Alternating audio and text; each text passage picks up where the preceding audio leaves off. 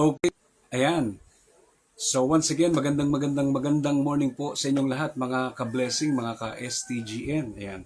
At nawa ngayong umagang ito ay sumaating lagi ang kapayapaan, ang kagalakan, at syempre ang pagpapalang nagmumula sa Panginoong Kristo. Ayan. Sapagkat sinasabi nga sa Philippians 4:19, today again I'll be sharing with you at this very morning one of my original compositions. Ayan. At bago po ang lahat, mga kapatid, meron lang po ako na isi-quote from the letter of Paul, Apostle Paul, to the Philippians, chapter 4, verse 19, and it says, kung titignan po natin, ito po yung sinasabi sa other translations, in other translations. And it says like this, and my God will supply every need of yours according to His riches in glory in Christ Jesus. At sa iba, ganito rin sinasabi, and this same God who takes care of me will supply all your needs from His riches, from His glorious riches, which, sabi rito, have been given to us in Christ Jesus. So kung makikita po natin, andun po yung talagang pagkakaiba. Sabi rito, and my God will supply every need of yours. Sa madalit sabi, ang aking Diyos, ang siyang magkakalob ng lahat ng inyong pangailangan. Ang inyong kakainin, daramtin, matitirhan, etc., etc., etc. At ang sabi nga rito, and this same God, yun, duruin mo. Sa other translation naman iyan naman ang pagkabanggit, Ang Diyos ding ito, di ba? Itong parehong Diyos ding ito, ang sabi rito. Ang siyang bahala, And this same God who takes care of me, di ba? Ito ring Diyos na ito, itong Diyos ring ito na kung saan sabi rito, na nangangalaga sa akin, sabi na nangangalaga sa akin, sabi rito, and the same God who takes care of me will supply all your needs. So, kumbaga sabi ni Apostol Pablo, di ba, kung paano siya iniingatan ng Panginoon, ibinibigay yung kanyang pangailangan, so ganun din naman, Sabi niya, kung anong ginagawa ng Diyos sa akin, ganun din ang gagawin ng Diyos sa inyo. At dito po sa Philippians chapter 4 verse 19 sa ASND, which simply means ang salita ng Diyos. Siyempre, shoutout muna po kay Sister Nora Manzano from Taguig City. At ganoon din si Sister Corazon. Yan. Si Minyano Magaso. Magandang umaga po sa inyo po. Ayan. At Diyos po ang magpala sa atin. At sa ating magpapatuloy, sabi dito sa Philippians 4:19 sa wikang sarili, sa Tagalog Contemporary Bible, at dahil kayo na kay Kristo Jesus, yan. So yun po yung napakaganda, At dahil kayo na kay Kristo Jesus, hindi sa kung kanino pa man, hindi dahil kayo ay na kay Brother Ed, something like that, kundi sa Diyos, At dahil kayo ay na kay Kristo Jesus, ibibigay sa inyo ng aking Diyos ang lahat ng pangangailangan niyo mula sa kasaganaan ng kayamanan niyo. So kung titignan natin yung sinabi ni Apostol Pablo ay may pag-angkin. Di ba? Anong sabi diyan? Ibibigay sa inyo ng aking Diyos. At sa atin naman, tayo mga tumanggap kay Kristo, tayo mga may ugnayan kay Kristo, ating Diyos. Di ba? The God whom we serve will supply. Our God whom we serve will supply all our needs. So tingnan muna natin yung salitang supply. What does it means? So, simplified po natin ito, iligay natin yung kanyang meaning sa salitang fact na composed of four letter words. Tama po ba? So, letter F, letter A, letter C, and letter T. So, pag sinabi nating supply, it simply means, una, ang supply ng Diyos ay fact. Ibig sabihin yan, letter F stands for fully furnished. At ikalawa, ang supply ng Diyos is abundance. Ibig sabihin, walang pagkukulang, hindi sakto lang, kundi siksik, liglig at umaapaw, at walang sukat paglagyan. Kaya ang Diyos kapag nagpala, masisiyahan ka, maliligayahan ka. Ikaw ay mapapawaw na wow talaga. At hindi lang yan, the supply of God simply means, yung word of supply simply means fully furnished, abundance, and letter C, complete. Ibig sabihin, walang pagkukulang. Parang, di ba? Parang commercial na rin to, di ba? Parang yung isang vitamins, di ba? O banggitin na lang natin yung Centrum, di ba? Yung Centrum hindi lang from A, di ba? Hindi lang from A to E, from A to F, kundi ang sabi doon, no, from A to Z. No, from A to Z, no? Kaya talagang pag ang Diyos po yung nag-supply, complete. At hindi lang po yan, no? The word supply stands for, it simply means, no? Letter T stands for yung the best. The best, hindi lang the best kundi the best, mas higher level. Kaya when we are talking about yung salitang supply, to supply simply means fully furnished, abundance, complete, and the best. Kaya itong sinasabi rito, my God shall supply all my needs, it is a declaration of faith. So dapat ganoon ang lagi natin gagawin, katulad ng itinuturo sa atin ng ating punong lingkod, 'di ba? Kapag tayo may pangailangan, pumaharap sa anuman pong hamon ng buhay, 'di ba? Lagi nating ibibigkas, lagi nating i-confess, no? Sapagkat what you confess, you will possess. 'Di ba? What you say is what you get. Kaya dapat sabihin natin, no? Anuman pong panahon, no? Let us always confess with faith, no? That our God shall supply our needs. Yan. Kaya napakahalaga niya, no? Ito pong salitang God will provide, yung God will provide quotes, it is about God's provision, no? Ito yung lagi nating sinasabi. At ito yung nag-encourage sa atin, no? Sabi nito, no? Also encourage us about God's acts of provision in our lives. Kaya ang Diyos po ay laging on the move, no? In-encourage tayo, no, ng quotes na ito, na tayo po ay laging, yan, no, laging umasa, ng Diyos ay laging may provision, ng Diyos ay laging may nakalaan. Diba? Katulad po ng ginawang pag-aalay ni Abraham sa kanyang anak na si Isaac. Di po ba? Kung titingnan natin yung punyal, tatarak niya na lang doon po sa katawan ng kanyang anak.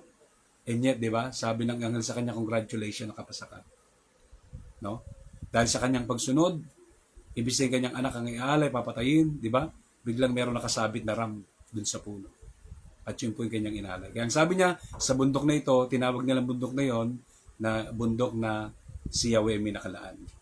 So, ganyan po ang Diyos, no?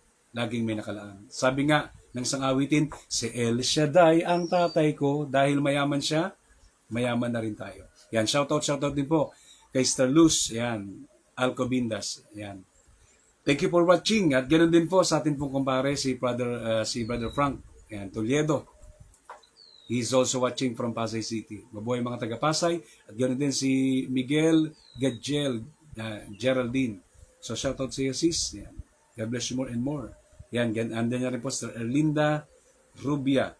So, in addition to that, and I quote, sabi dito, no, if you are out of gasoline, yan, kumbaga sa kotse, di ba? Pag wala ng gasolina, sabi dito, no, if you are out of gasoline, like a jar without wine, call unto God.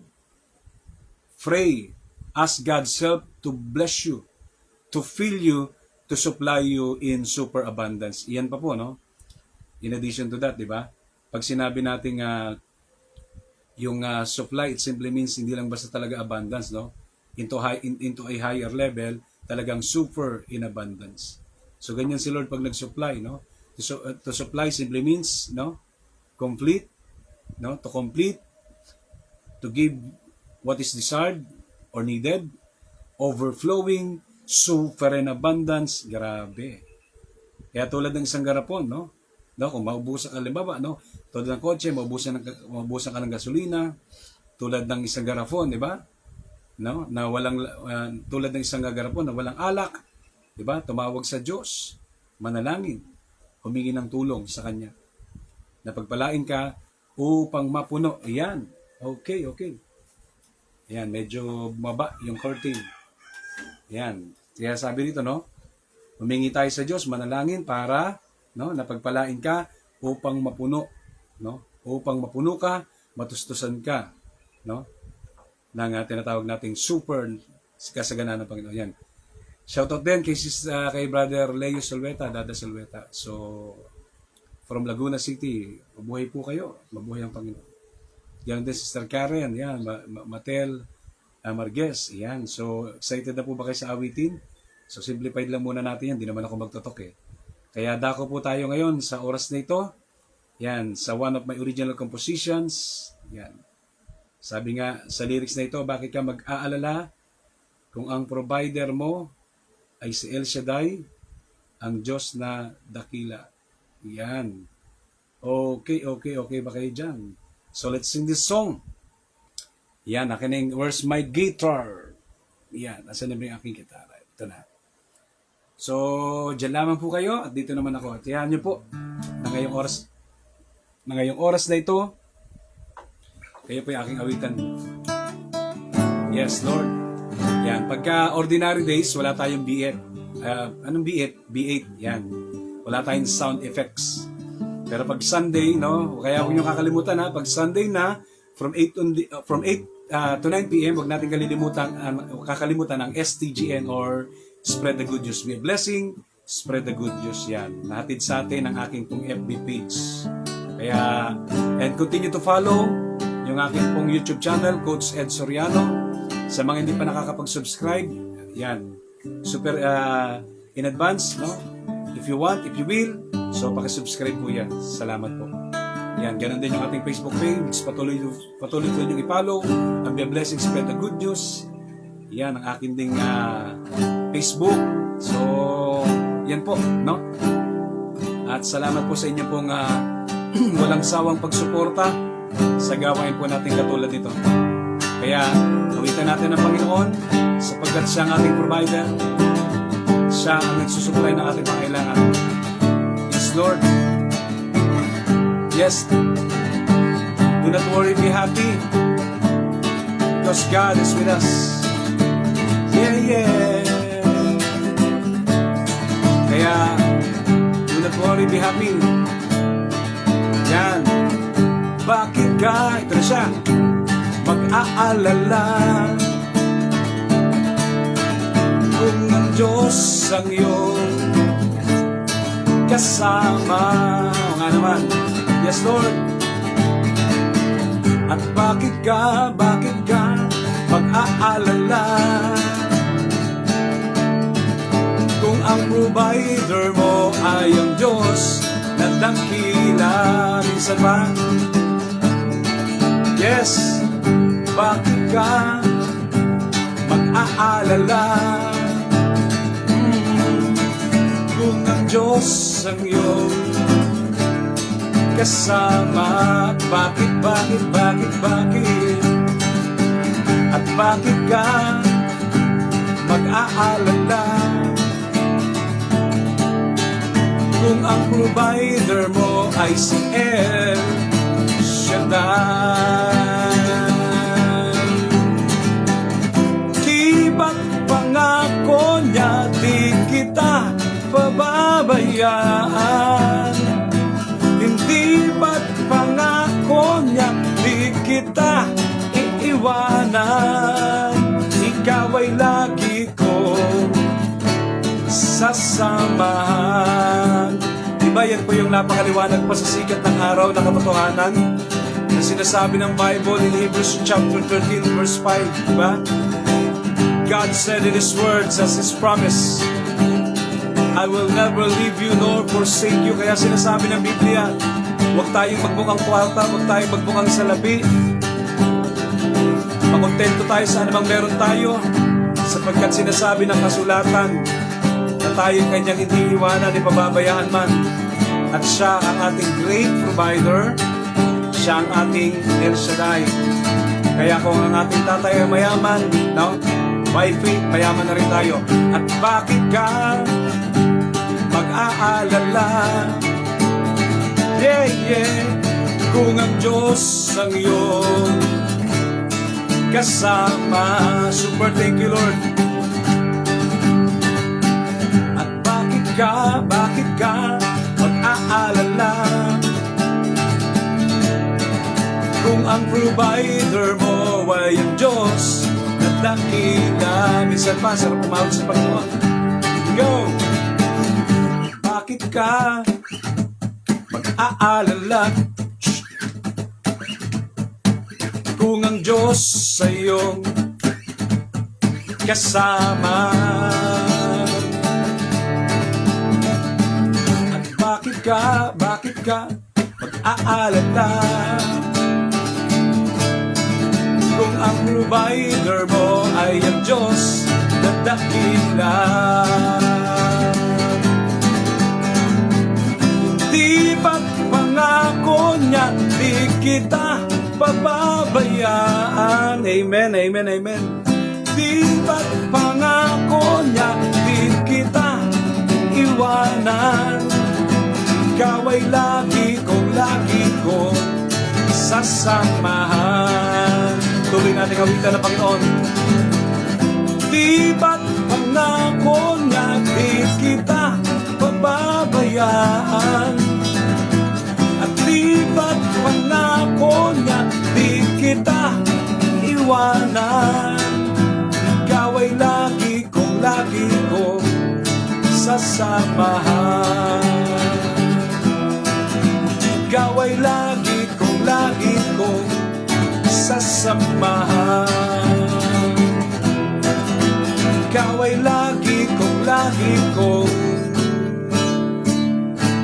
sasamahan.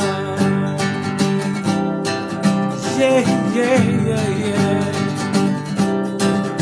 Oh, oh. Yeah, yeah. Amen, amen, amen. Praise the Lord, praise God. Kaya, yan po, no? Paalala sa atin ng Word of God in times of need, every challenges in our lives, no? When you are in any situation, lagi nating tatandaan na ang Diyos po hindi nagpapabaya. God is always on the move.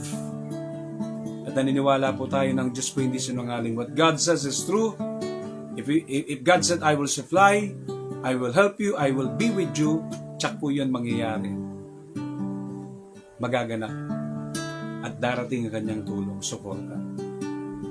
Kaya thank you for watching everyone ngayong umagang ito. At nawa nga po, ang Diyos nating sinasamba, na Diyos na buhay, ang patuloy na magpala sa ating buhay. Mula ulog ang talampakan, buto, dugot, laman, yan. Gustong takas, siksik, liglig at umapaw at walang sukat, faglagyan. Yan. If you confess, you will possess. And if you believe, sabi nga, you will receive. Kaya dapat yan pinapalakpakan niya. Yan, yan, yan. So, super thanks din po. Ayan, kay Sister Joy Ganan, Padre. She's also watching from Laguna. Ayan. At ngayong umagang ito, mabuhay po tayong lahat. Laging mabuhay ang Panginoong Yesus sa atin. At hayaan natin ng Diyos ang maging palagiang Diyos ng ating buhay. Kapag si El Shaddai ang ating kaagapay, tsak yun, tayo ay laging tagumpay, tayo ay laging blessed in Jesus' mighty name. Kaya huwag ka na mag-alala, di ba?